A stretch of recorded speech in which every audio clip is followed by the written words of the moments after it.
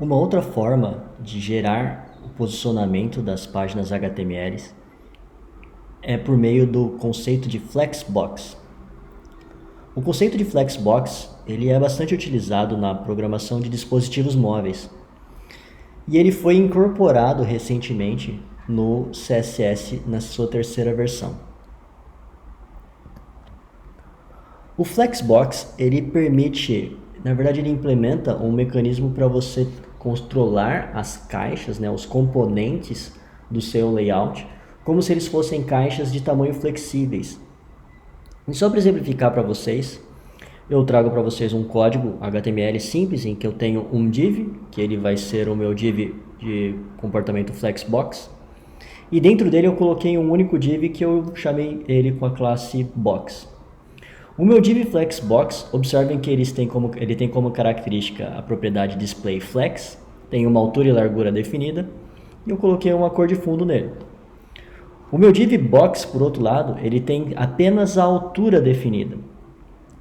E eu declarei uma propriedade para ele de FlexGrow de 1. O que vocês podem observar imediatamente nesse código é que só o fato de eu definir o meu elemento Flexbox com o displayFlex e dentro dele ter inserido um div com a propriedade FlexGrow 1 já faz com que o div dentro do meu div azul, que é o Flexbox, ele esticou a largura dele, Mesmo eu não tendo declarado a largura dele por padrão ocupou todo o tamanho do meu elemento Flexbox.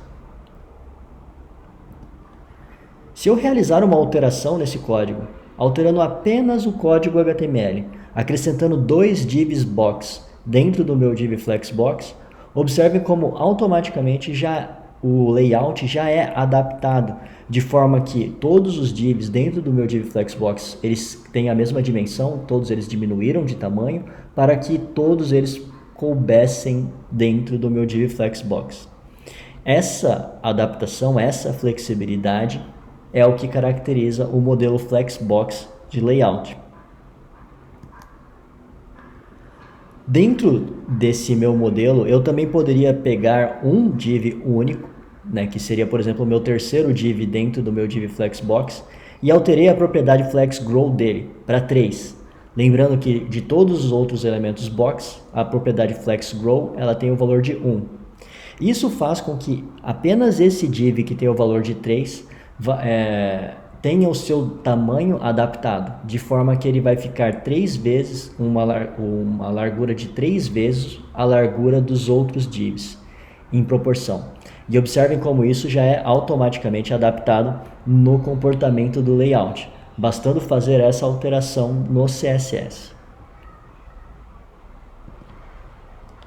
Estendendo ainda o modelo do Flexbox, nós também podemos alterar a direção do modelo Flexbox, de forma que nós fazemos uma declaração de propriedade FlexDirection, e normalmente por padrão o valor dela é de linhas, então ele incorpora os elementos e ele trata eles como se eles devessem ocupar a linha, e a propriedade FlexDirectionColumn faz com que eles ocupem as colunas, então eles aparecem um embaixo do outro nesse segundo cenário, sempre ocupando a altura total do meu elemento Flexbox, dado que eu tenho 3 elementos. Agora retornando ao nosso exemplo anterior, em que eu tinha simplesmente 3 caixas de tamanho igual, sem alterar o FlexDirection. Para ilustrar ainda outra propriedade dele, nós podemos utilizar uma propriedade chamada JustifyContent, que é para justificar o conteúdo de forma centralizada, e AlignContent, também de forma centralizada. E além dessas alterações no meu elemento Flexbox, eu acrescentei outros divs dentro dele. Eu coloquei mais divs do que anteriormente, Agora eu tenho mais do que 7 divs, de forma que inclusive eles quebraram a linha.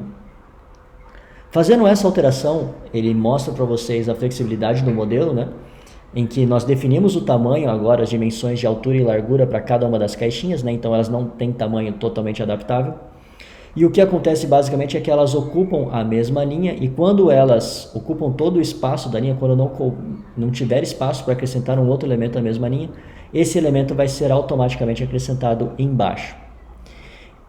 Essa declaração ela foi definida com base na propriedade FlexWrap que fala para quando um elemento atingir a largura total do meu elemento Flexbox, os próximos elementos devem ser jogados para a linha de baixo. E é basicamente isso que está sendo dito na propriedade FlexWrap, wrap.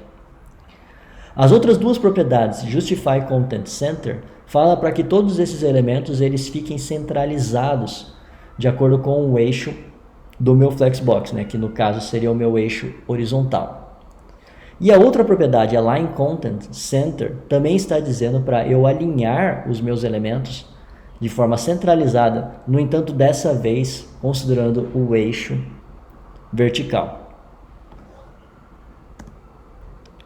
Como vocês podem observar, o comportamento do Flexbox para layout de aplicações web é bastante flexível e bastante extenso.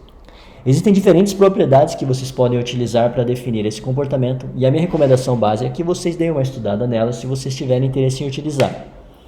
O Flexbox ele não gera maiores capacidades para o CSS, mas ele é uma forma diferente de você definir o posicionamento dos elementos sem utilizar posicionamento absoluto, flutuação, entre outras questões.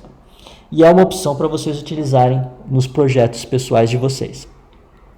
As propriedades do Flexbox que eu recomendo para o estudo de vocês são as propriedades de Display Flex, a definição de Flex Direction, Justify Content, Align Items, Flex Wrap, Align Content, Flex Flow, Align Self e Flex.